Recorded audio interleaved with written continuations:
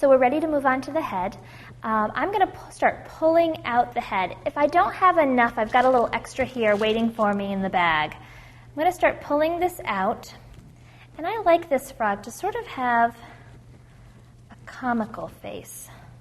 So I'm going to pull his head, and remember we're using as much of the original clay, the original structure, as we can. And we're going to build this head out. And now I'm short on clay, so I'm going to add a little bit more, and I'm going to show you how I do that. We're going to add right to the original structure. We're going to try very hard to make it all one, a unified piece of clay, just like we did in the beginning. And we're going to add this on, and I'm going to first work on making sure that it's all one piece, just like this. These will eventually become the eyes.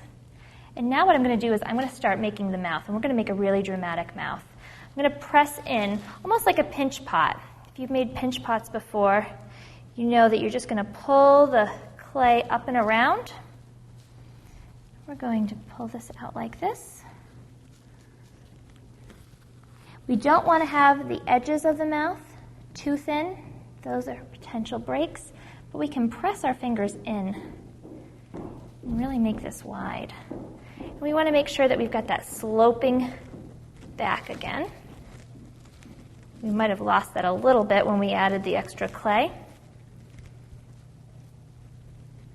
And that's the beginnings of our frog's head.